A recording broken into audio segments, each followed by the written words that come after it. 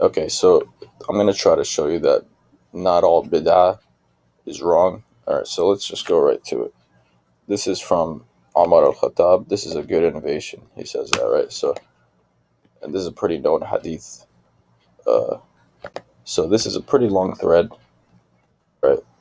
But he mentions here that Shafi'i says bidah is of two types: praiseworthy and blameworthy. Thus, whatever agrees with the sunnah is praiseworthy, and whatever conflicts with it is blameworthy.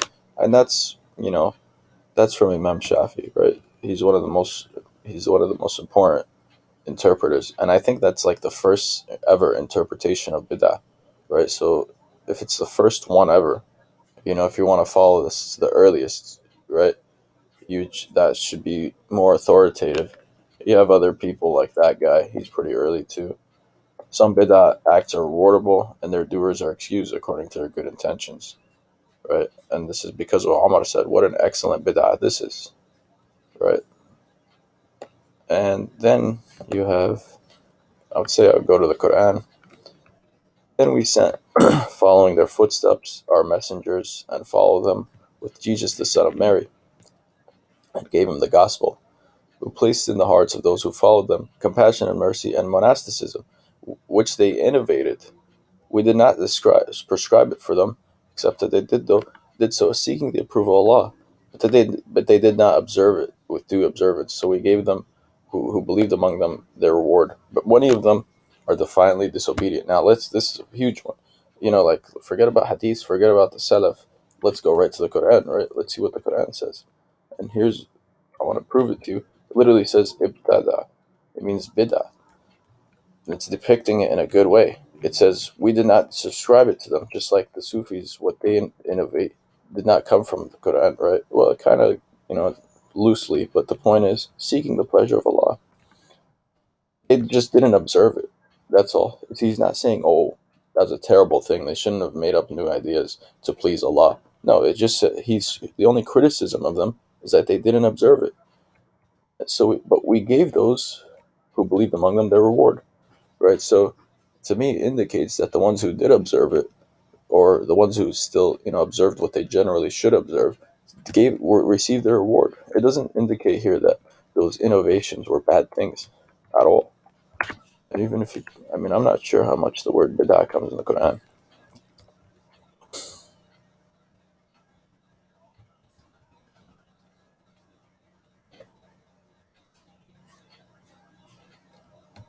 Yeah, I'll be honest with you. Is that even that?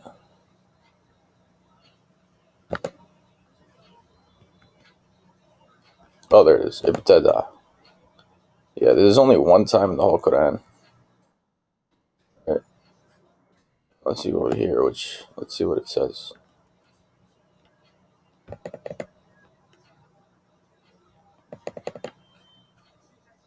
Yeah, this one doesn't even. It's not about bidah the way that we imagine it. So this is the only time you hear the word bidah. It's talking about basically the same thing as Sufis, to tasawwuf, right? To purify, to do extra acts to please Allah.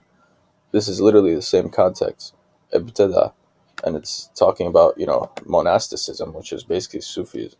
What Sufis are trying to do, and it's depicting it not in a haram, as if it should be wrong. It's just saying we did not prescribe it for them, except they did it to seek the approval of Allah. Quran clearly says to seek the approval of Allah, right? I think there's something else.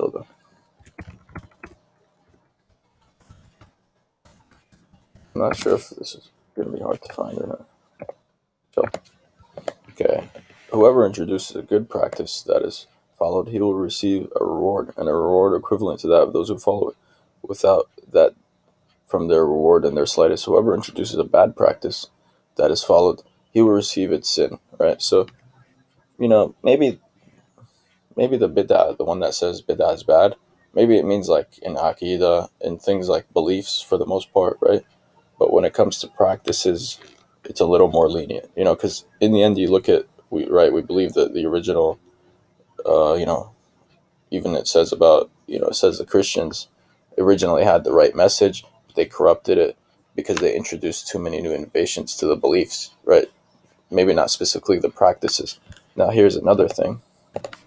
So when the prophet of the Persians dies, Iblis led them to Mazdaism, right? So like the idea seems to be prevalent in Islam that people receive the original Islam, right? But then eventually they introduce new ideas to it, and you even find that right in the the Jahmiyyah and all these sects that tried to introduce new ideas, and that was what messed up everything. Maybe new practices, sure, they can be wrong if they're clearly wrong, but if you're doing things with your intention to please Allah, then I don't see how it's wrong. I think the Quran seems to be okay with it.